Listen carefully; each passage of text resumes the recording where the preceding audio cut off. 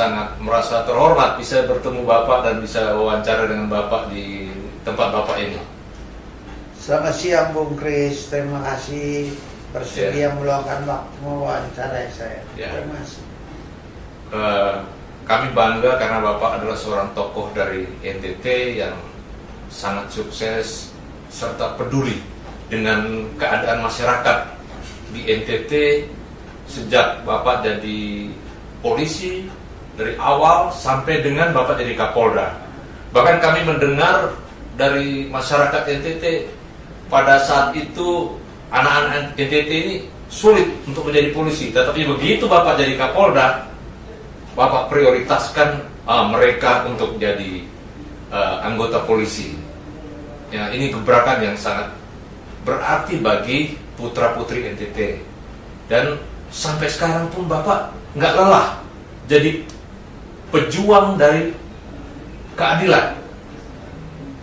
Nah, saya kepingin tahu Bapak bagaimana bisa bertahan untuk terus berkarya di bidang hukum dan sebagai pejuang keadilan.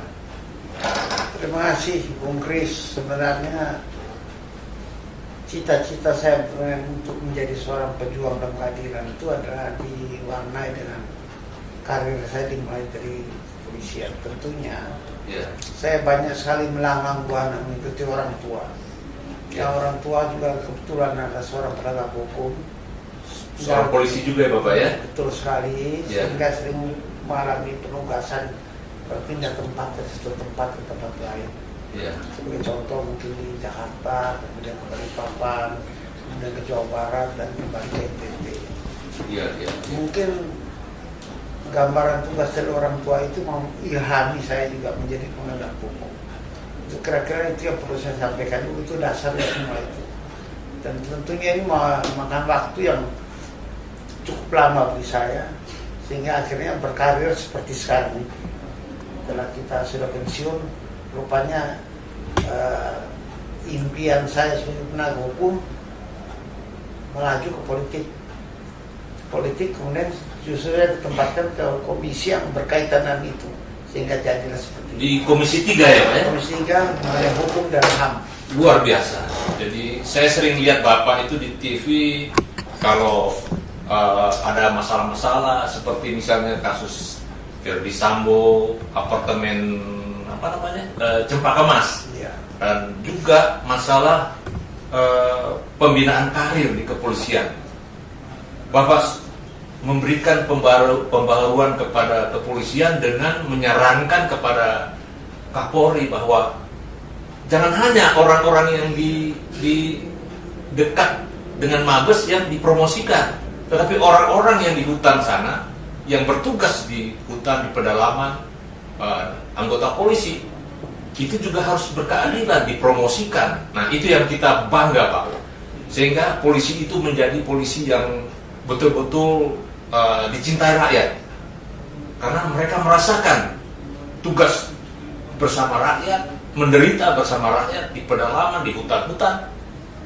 Nah, mereka dipromosikan, akhirnya terjadi sirkulasi yang berkeadilan. Jadi bukan hanya orang yang dekat Mabes yang dipromosikan. Saya melihat pendapat Bapak di situ dengan waktu dengar pendapat dengan Bapak Kapolri, dan kita bangga sekali Pak, sebagai rakyat Indonesia kita sangat bangga Pak. Dan bagaimana trik Bapak, cita-cita Bapak ke depan sebagai penerus daripada pejuang keadilan ini Pak? Jadi begini sebenarnya, mungkin kita banyak sekali pekerjaan naik turun di penegakan hukum, terutama karena saya bekas polisi di kepolisian.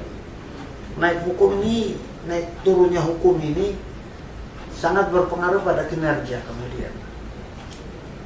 Setelah kita melewati beberapa waktu dan saya sudah pensiun, saya melihat kalau kita tidak hati-hati, polisi ini bisa tidak efektif nanti.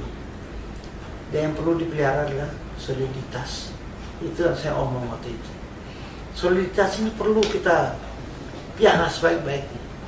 Di antara memelihara sebaik-baiknya soliditas ialah menciptakan suatu rasa keadilan rasa memiliki kepolisian secara bersama-sama. Sehingga saya menyinggung mengenai pendidikan waktu itu. Contohnya mereka yang dibina karirnya itu jangan yang berada di pusat saja. Tentu yang berada di hutan, yang bertugas itu perlu dilihat juga. Karena apa? Kalau polisi tidak solid, dia tidak kompak, mau jadi apa satuan? Bisa dipecah belah oleh orang. Karena yang dikerjakan itu adalah penegakan hukum. Orang yang melihat kartu keadilan, dari situ dia lihat. Kalau dalam diri sendiri aja dia tidak kompak, bagaimana membina keadilan di luar? Itu mustahil.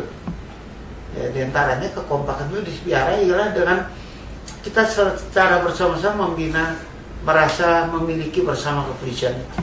Di antaranya adalah kita mesti memperhatikan juga orang yang bekerja tidak perlu di pusat selalu yang berada pada mata air.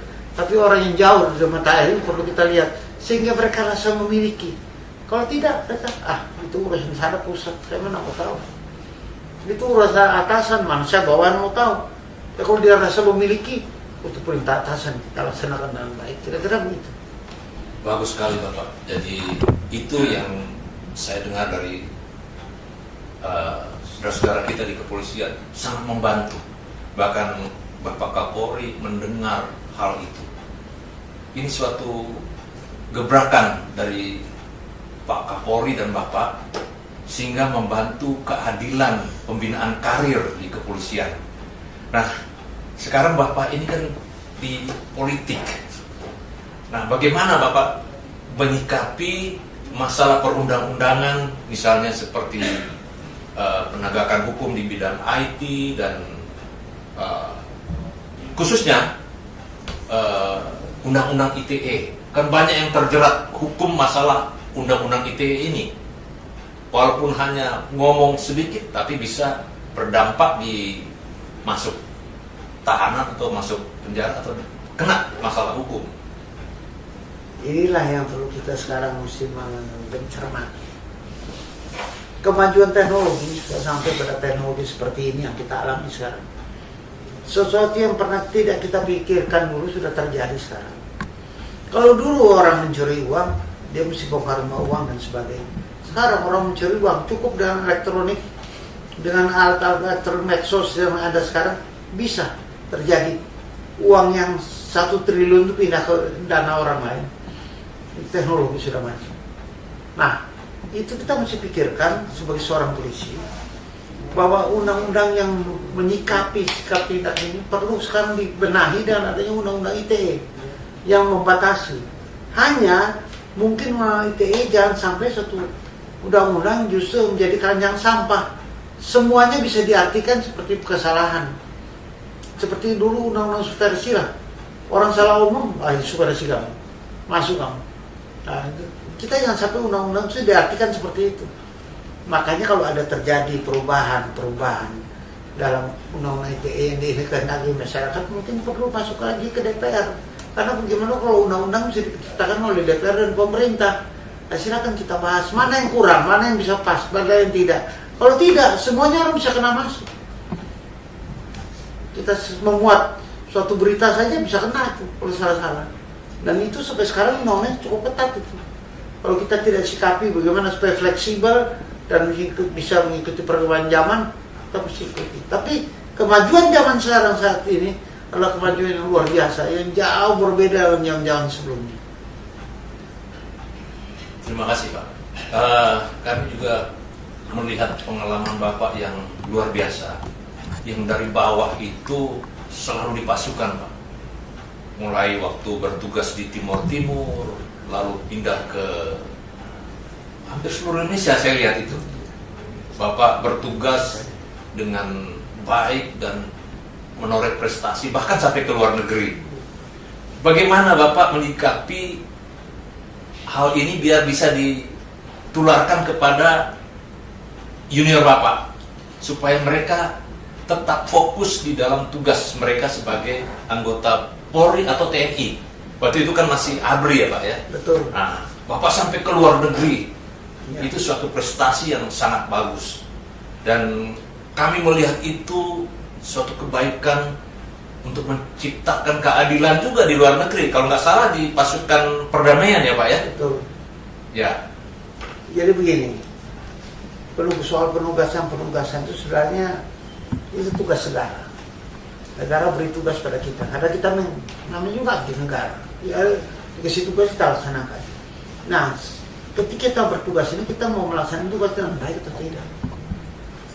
Mau kita melaksanakan tugas ini, jangan sampai pimpinan mencap kita misalnya, ini orang kalau diberi tugas selalu misalnya ele-elean misalnya, tidak dengan baik dilaksanakan. Tentu ini akan berakibat juga pada kepercayaan yang diberikan pada kita pun akan berkurang. Jadi seyogianya tugas yang diberikan itu, baik itu tugas dalam negeri maupun tugas luar negeri, tugas apa di operasi militer, apa operasi kepolisian, kita harus laksanakan dengan sepenuh hati untuk dilaksanakan.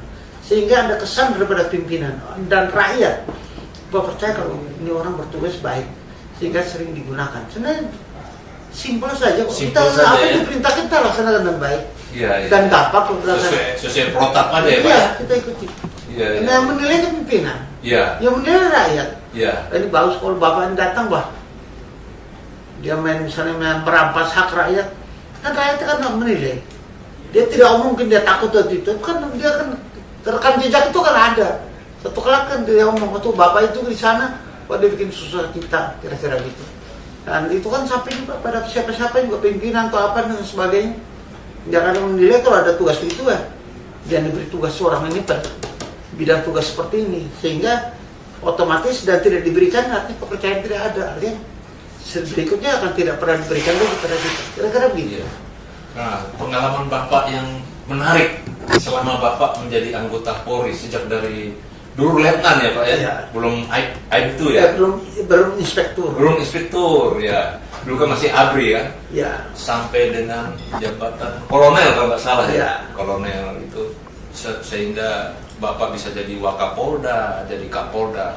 Pengalaman yang menarik apa Pak yang membekas dalam kehidupan Bapak? Kalau yang membekas itu kan saya ini polisi. Tentu ada membekas, misalnya saya diberikan tugas-tugas ke daerah-daerah yang rawan misalnya daerah-daerah di mana berlangsung operasi militer. Polisi, kenapa keikutsertaan polisi selalu ada di situ? Mungkin militer depan lah, atau kita di belakang, atau kita berdampingan. Karena pada negara pada saat-saat ini seperti ini, bukan pure mesin militer menyelesaikan. Ada satu masalah tertentu, masalah yang mesti hukum diselesaikan, maka kita akan dikedepankan. Kira-kira begitu. Sinergi ya Pak? Jadi sinergi. Ya. Dalam perang modern seperti kita lihat saya kemarin, waktu terjadi Israel dengan Palestina. Dengan Hamas ya? Ya, kita bisa lihat. Militer Israel hanya berhenti sampai dia mau masuk. Tapi waktu begitu masuk ke daerah itu, kan polisi penegakan hukum, polisi yang masuk ke dalam itu gambaran tugas sekarang tidak main-main. Tidak gampang kita masuk ke daerah orang yang kita akan berdiri terus untuk menindak. Diberi kesempatan dulu. Kalau polisi sudah menyerah namaku, ya apa boleh buat? Tidak dibawa nama bisa militer ambil alih. Nah, polisi selalu diikutkan. Diikutkan ini bagi saya berkesan adalah pertama nyawa saya terancam, itu pasti terancam karena kita tahu tugas seperti daerah operasi militer peluru itu kan nggak nyari, itu polisi itu polisinya menyimpang, ada yang polisi itu tentara ya.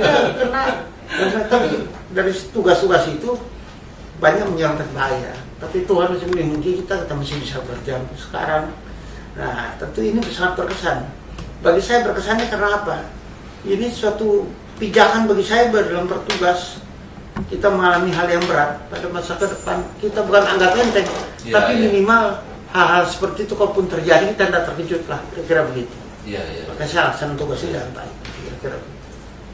Waktu Bapak ditugas ke luar negeri itu dalam rangka penegakan hukum juga ya Pak ya? Ya, penegakan hukum, tapi itu kan dalam Undang-Undang Dasar 45 kita ikut menciptakan perdamaian di dunia. Itu teramanat Undang-Undang Dasar mengatakan demikian, bahwa kita ikut menciptakan perdamaian dunia kita. Itu amat Undang-Undang Dasar. Luar Jadi biasa. dia terbentuk tugasnya macam-macam. Ya. Ada dia bisa militer observasi misalnya, yang dari militer kemampuan untuk menciptakan suatu perdamaian dengan sudut pandang militer. Misalnya dia menjadi penengah dalam suatu pertikaian. Ada penegakan hukum, yaitu polisi dilibatkan ikut dalam penegakan hukum. Nah, ini kira-kira macam-macam tugas kita dalam penciptaan perdamaian. Tentu dalam bidang politik ada Menteri Luar Negeri dan sebagainya, kita ikut. Nah, kontribusi Indonesia dalam tugas-tugas perdamaian itu adalah wujud daripada kehendak Undang-Undang Dasar 45. Luar biasa, Pak. Itu di daerah mana ya, Pak, waktu itu ya? Saya pertama kali di Namibia, Afrika Barat Daya. Afrika Barat Daya. Kemudian di Kamboja dan di Bosnia Herzegovina. Luar biasa, sangat berkesan ya, Pak ya? Sangat terkesan karena Banyak bertemu dengan polisi internasional dan juga militer ya? Ya militer, dan Iya. kita bergaul dengan baik, bisa menempatkan diri, sehingga nama Indonesia diperhitungkan lebih. Iya. Dan menambah wawasan. Betul. Sehingga Bapak pada saat menjadi Wakapolda sudah luar biasa, mempunyai wawasan yang sangat luas. Betul, ketika saya jadi Kapolda NTT kan baru terjadi jajak pendapat. Iya, iya. Dan Indonesia kalah waktu itu. Waktu Indonesia Kita kalah. mesti meninggalkan Timur Iya. Timur dan diikuti dengan barisan milisi yang dulu kita bina. Iya. Waktu kita berada di sana, dan juga keluar dari Indonesia karena mereka ada beberapa yang cita menjadi warga negara Indonesia, tapi sebagian juga pulang akhirnya. Iya, iya. Nah, proses-proses itu adalah proses-proses yang memerlukan kemampuan untuk kita berdialog, berdiskusi dan sebagainya, yang kita sudah alami sebelumnya di luar negeri. Ya, itu yang menjadi bekal. Betul. Ya, menjadi bekal. Satu keberuntungan bagi saya karena Ya. waktu itu saya sempat mengalami hal seperti ini yang terjadi di Indonesia. Belum tentu orang sekarang tidak ada lagi. Ya, ya. Nah, kalau waktu itu kejadian kebetulan saya mengalami dan pernah mengalami di luar negeri. Kita mengalami, Indonesia mengalami suatu masalah di mana Timur Timur lepas, kan yang mendampingi Timur Timur begitu habis lepas ada PBB kan. Ya. Nah, Ya. dia dari Untaid, Indonesia ya. Dia berdialog dengan Indonesia, bertemu dengan kita perwira yang bekas dari Perintah sama saja dia enak dialog. Ya, ya, Pekerjaan ya. lapangan ini, Pak. Bisa saling bertukar informasi, Iya. Dan berdialog. kita tahu kan itu tabiat atau SOP yang berlaku di PBB itu gimana, kita tahu. Kita karena mengalami juga. Sekarang mereka dari pihak negara lain yang datang sebagai PBB yang datang untuk mengurusi Timur. Iya. Ya, otomatis kita juga bisa berdialog karena kenyataannya seperti polisi yang dikirim ke sana, ke Timur Leste itu dari beberapa negara. Di antaranya mereka pernah bertemu dengan kita di Namibia dulu. di Namibia, apakah di Kamboja ataupun di Herzegovina. Bosnia Herzegovina, Ya. pernah bertemu dengan kita. Ya, ya. Luar Jadi biasa. kita tahu kita nggak berdialog lebih enak. Ya, berdasarkan pengalaman itu Bapak sangat luar biasa, sehingga pada saat Bapak memimpin, Bapak selalu mendengar aspirasi daripada rakyat. Betul sekali. Sehingga pada saat anak-anak NTT pada saat itu kesulitan, wah masuk polisi harus bayar, wah masuk polisi sulit sekali. Begitu Bapak menjadi Kapolda, Bapak terapkan asas keadilan untuk seluruh rakyat di NTT. Jadi begini sebenarnya pemikiran saya untuk putra putri NTT ini, banyak masuk polisi ataupun dia mereka jadi ABRI dan seperti itu. Ya, Itu lebih banyak didasarkan pada kenyataan bahwa polisi itu memerlukan putra daerah menjadi polisi. Karena bisa membayangkan kalau di NTT itu tidak ada putra daerah, pendatang semua misalnya jadi polisi di situ daerah, mereka berapa tahun tuh bisa kerja di NTT? dan tidak mengenal budaya. Kalau mereka kalian semua orang NTT, oke lah bisa lama. Iya, iya. Kalau tidak, mereka begitu kerja baru 2-3 tahun minta pindah. Terus siapa yang mau kerja?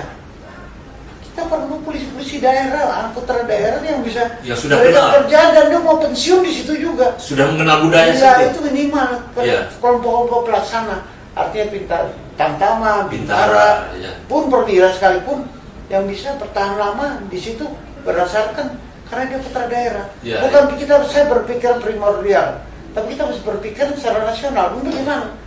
Nggak gampang. Saya gimana pun saya kan pernah jadi pimpinan. Iya. Tiap hari di media saya ada permohonan pindah kok ada. Pindah kembali misalnya dari Bali, dia ingin pulang ke Bali kan dia sudah di resi NTT 10 tahun dia ingin pulang. Nah ini orang-orang itu nggak ada gantinya siapa? Iya. Apa bisa kosong lama-lama di polisi di NTT kan kasihan. Iya. Dan kedua, polisi itu kan milik bersama. Iya. Milik bersama artinya miliknya orang Bali, miliknya orang Jawa, miliknya orang Makassar dan sebagainya. Dan kita mesti ingat itu juga milik orang NTT. Ya. Jadi pantaslah kalau putra NTT masuk jadi itu keadilan kan. Iya. Dan memecahkan persoalan pengangguran. Iya. Karena bisa anak-anak itu tampung bekerja dan akan membantu atau pekerjaan kepolisian sebagai polisi sekaligus juga membantu pada masyarakat karena mereka juga dekat dengan masyarakat. Kira-kira. Dan saya lihat juga bahwa bukan hanya masyarakat asli NTT, tapi mereka yang dari Jawa, yang sudah menetap berpuluh-puluh tahun, bahkan dari Bali, dari Lombok, itu Bapak akomodir semua. Tidak hanya satu suku, tapi semua suku yang mau mengabdi di NTT, bahkan dari berbagai agama. Nah ini sangat bisa dicontoh bagi para pimpinan yang sekarang, sehingga tidak menimbulkan kecemburuan gitu. Ya memang begini, yang pengertian bahwa itu orang NTT menjadi polisi itu, yang kita ansih mengartikan bahwa orang NTT berdarah NTT itu tidak. Orang Jawa, orang Makassar, orang Bali, yang sudah lahir di NTT dia orang NTT. Ya. Orang apa lagi kita mau bilang? Betul dia berdarah Makassar, itu dia orang NTT. Dia orang NTT, karena lahir di NTT. Iya. Tidak mengenal agama dan sebagainya. Iya, tidak mengenal agama, pokok suku, ras dan agama tidak, semua rata. Dan saya waktu itu berpatokan minimal punya KTP NTT. Iya. Kan tak mudah dapat KTP kan. Iya. Dari Betul. situ bisa dilihat. Sehingga yang masuk juga macam-macam. Ada yang mereka orang tuanya dari Bali, tapi dia sudah tinggal di NTT, lahirnya di NTT, dia istilahnya dia orang Bali tapi tinggal di NTT. Namanya saja nama orang Bali, tapi dia udah orang NTT. Sudah orang NTT asli. Orang Ya. NTT. Sudah. Ya, karena dia lahir di NTT. Ya, dan saya juga dengar bahwa Bapak itu setiap pengaduan masyarakat, padahal belum ada medsos, Bapak tanggapi secara cepat. Ya. Nah, mungkin karena pengalaman tugas yang luar biasa di daerah perang dulu di Timur ya Pak ya, tahun 76 ya, sampai ke Bapak ke luar negeri, itu mungkin yang membawa Bapak terbiasa untuk cepat tanggap. Ya begini, polisi kan bekerja itu tidak pakai menunggu, mestinya. Ya. Karena begini, coba Bung bisa alami sendiri, kalau misalnya ada alarm obstelin, Ya. kalau misalnya tugas militer, terjadi sesuatu memanggil pasukan, itu kan hitung waktu. Terat sampai dia siap untuk berangkat. Sedang polisi bukan begitu, polisi itu diharuskan ada di tempat. Contohnya, Angkatan Perang kita mau serang satu daerah, kita kirim meriam dulu. Meriam itu dia sampai dulu, baru infanteri jalan sana dan sebagainya, ya misalnya. Tapi polisi tidak, begitu terjadi pembunuhan tidak bisa bilang, tolong orang kampung sana urus dulu. Tidak, polisi harus datang sana, dia lihat orang dibunuh, dia mesti periksa dan sebagainya. Investigasi. Dan kita biasakan polisi itu mesti bekerja cepat, yang menunggu waktu tidak bisa menunda waktu itu menyambat tugas menjadi rumit dan kebuka barang buktinya bisa hilang dan sebagainya. Itu salah satu contoh aja kerjaan kita. Ini sampai saya waktu ke NTT dulu Pak, saya tanya Kapolda sini siapa ya? Bung, Kapolda sini Pak Jeki Uli. Beliau kan bukan Kapolda, ya sekarang penggantinya. Jadi nama Bapak itu masih dikenang sama masyarakat NTT. Jadi suatu pengalaman yang luar biasa, seperti yang dialami juga di Angkatan Darat itu. Waktu itu kasatnya siapa? Wah itu kan cuma penggantinya. Yang kasatnya namanya ini. Nah sama dengan Bapak juga waktu itu. Waktu saya ke NTT, saya menanyakan kepada rakyat sana, ya Kapolda sini Pak Jeki Uli. Loh, bukan yang ini. Bukan, itu pengganti. Itu suatu anekdot Pak. Jadi masyarakat NTT itu sangat membekas sekali dengan Bapak, karena Bapak selalu memberikan keadilan, selalu tanggap, selalu cepat menyelesaikan permasalahan. Seperti yang sekarang Pak, Bapak selalu tanggap dalam menyelesaikan permasalahan-permasalahan hukum, seperti yang di legislatif ya, di Senayan. Bapak tuh selalu, kalau kita orang-orang di luar Senayan, kita bilang Bapak orang yang betul-betul memperjuangkan nasib daripada rakyat ini, dan Bapak betul-betul selalu tanggap terhadap rakyat kecil. Nah, harapan Bapak ke depan dengan NTT bagaimana Pak? Jadi apa yang disampaikan tadi benar, bahwa kalau kita meninggalkan kerja yang berkesan bagi rakyat, orang akan suka ingat-ingat kita. Ingat-ingat, bagi kita diingat saya sudah terima kasih. Kalau mereka lupa juga tidak apa-apa, manusia kan bisa lupa. Memang sudah diberikan oleh Tuhan, bisa ingat, bisa lupa. Itu kita terima kasih. Nah, mengenai harapan untuk kita bekerja ke depan, ya, bagi NTT terutama, polisi NTT dalam kiprah kita di tugas sebagai kepolisian, tolong bekerjalah dengan baik, ikuti SOP yang ada, dan kita menghayati pekerjaan. Itu harapan saya. Menjadi seorang petugas penegak hukum itu tidak mudah, tidak mudah. Sebab kalau salah sedikit orang banyak lama.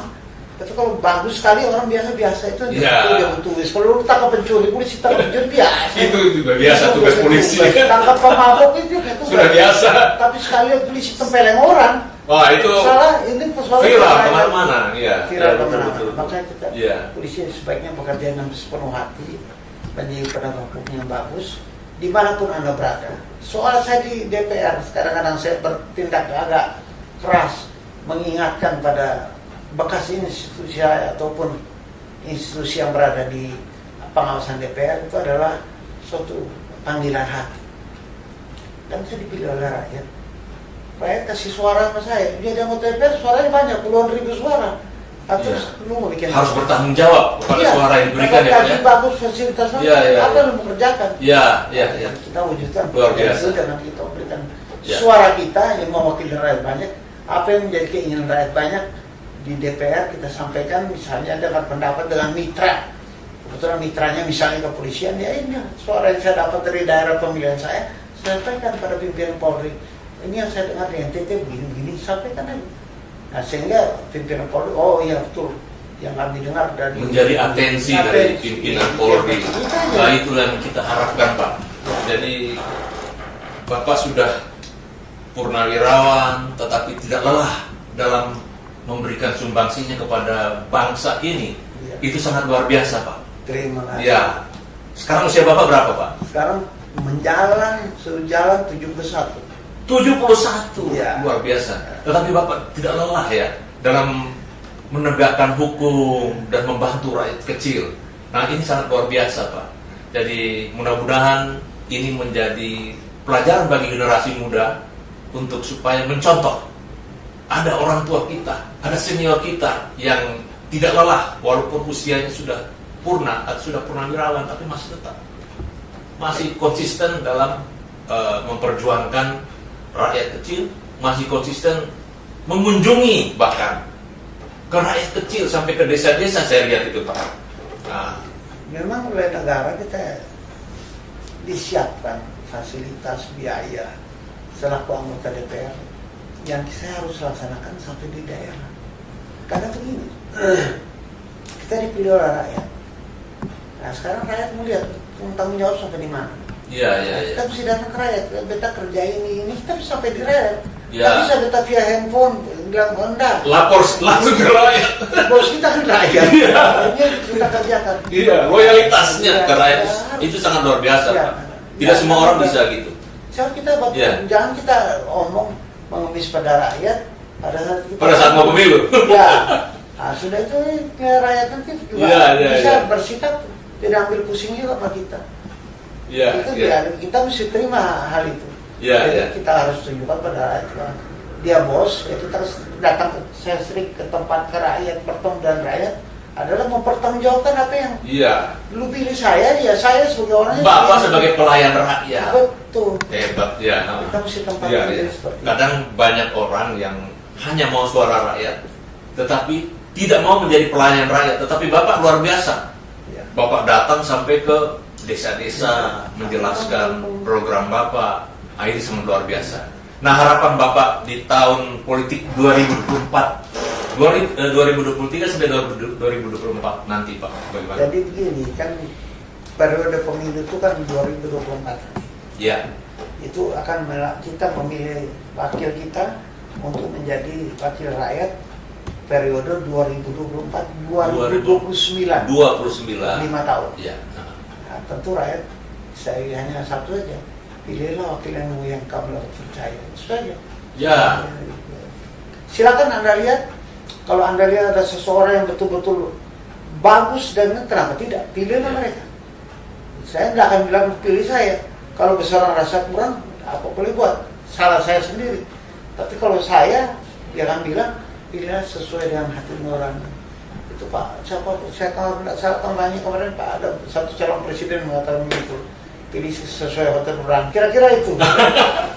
Saya kalau kita omong lebih. Jadi, Ya. pilih Sesuai dengan hati nurani. Benar. Ya, betul. Ya. Jadi kita bilang sampai begitu. Jadi Ya. saya juga mengharapkan rakyat juga seperti itu. Ya. Mudah-mudahan kalau kita memilih hati nurani tidak mengecewakan dan mereka akan bekerja untuk rakyat. Ya. Karena semua kepentingan rakyat itu adanya pada wakil-wakilnya ada di DPR. Di DPR. Dan di DPR pun Bapak tidak merasa Bapak sebagai tuan, tetapi Bapak sebagai pelayan rakyat. Itu yang luar biasa, Pak. Betul. Sangat luar biasa saya lihat. Bapak datang ke daerah-daerah, ke desa-desa, memberikan laporan kepada rakyat, ini loh yang sudah saya perbuat selama ini. Walaupun saya jauh di Jakarta, Anda di daerah, Anda sudah memilih saya, pertanggungjawaban saya kepada Anda. Nah, itulah yang sangat luar biasa, Pak. Yang saya ya. pernah mengalami pekerjaan sebagai eksekutif. Jadi Kapolda kan eksekutif. Ya. Jadi komandan ini, komandan itu saya pernah Melayani juga. ya eksekutif. Ya. Tetapi saya waktu itu dipilih oleh komandan. Ya. Komandan lebih tinggi dari saya, Jackie kamu jadilah apa? Jadilah ini, jadi kalau sekarang lain. Komandannya rakyat. Rakyat itu Hebat. sekarang tapi kalau ada salah sesuatu kita siap juga kena. Istilah orang Kupang itu masparat dari rakyat. Masparat itu marah. Iya. Ya, gitu. Jadi siap juga ditegur sama rakyat ya, Pak. Siap.